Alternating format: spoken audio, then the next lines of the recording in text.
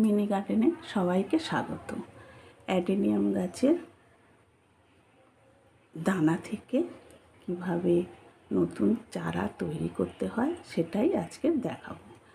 এই অ্যাডেনিয়াম গাছ আমার 4 বছরের এই গাছটার বয়স। এই গাছটা থেকে দানা হয়েছিল। এই দানাগুলো লম্বা আকৃতি, সরু লম্বা আকৃতি হয়।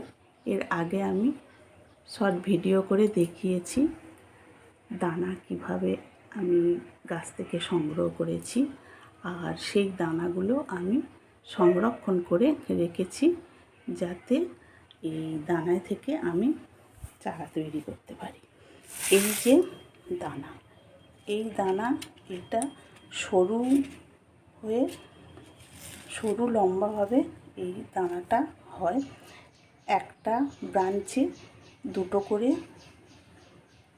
ফল হয়, সেই ফল থেকে এই বীজগুলো থাকে। এই যে এই ছোট ছোট এইগুলো থেকে কিন্তু গাছ হয়। এখানে আমি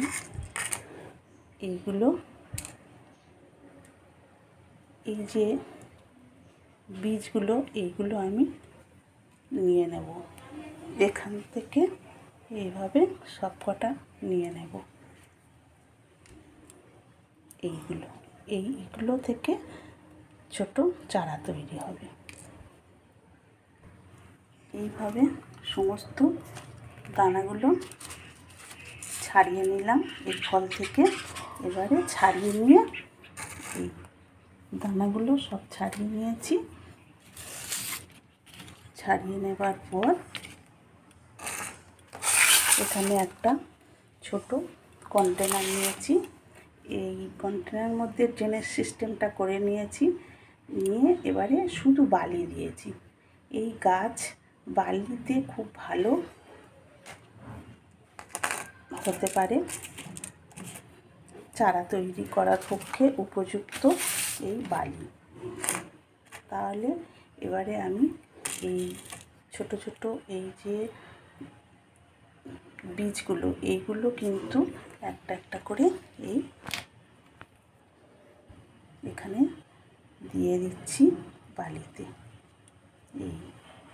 এইভাবে কিন্তু দানা থেকে চারা তৈরি করা সম্ভব হবে। আর একটা ফল থেকে অনেকগুলো দানা পাওয়া যাবে। এখানে আমার 15খানা দানা হয়েছে।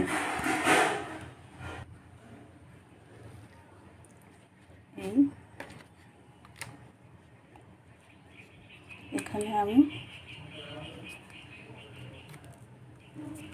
10খানা দানা বসিয়ে দিলাম। এবারে বসিয়ে দেওয়ার পরে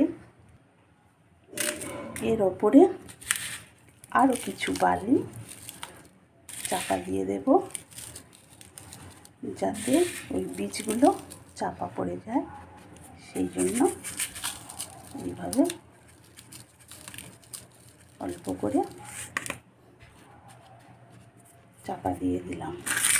দিয়ে এবারে জল দিয়ে দেব।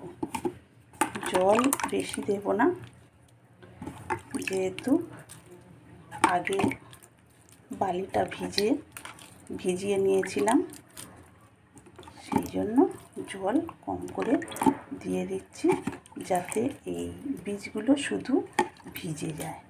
এই রকমভাবে জল দিয়ে দেব। দিয়ে আর এইভাবে কাগজ কিংবা যে কোনো জিনিস চাপা দিয়ে এইভাবে এবারে ঢাকা দিয়ে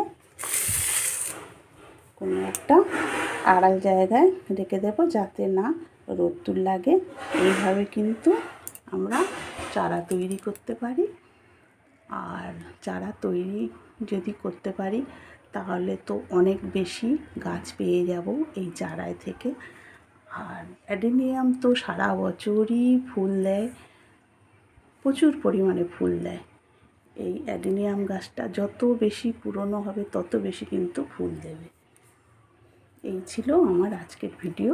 ভালো লেগে থাকলে লাইক শেয়ার কমেন্ট করবেন, সাবস্ক্রাইব করবেন। ধন্যবাদ।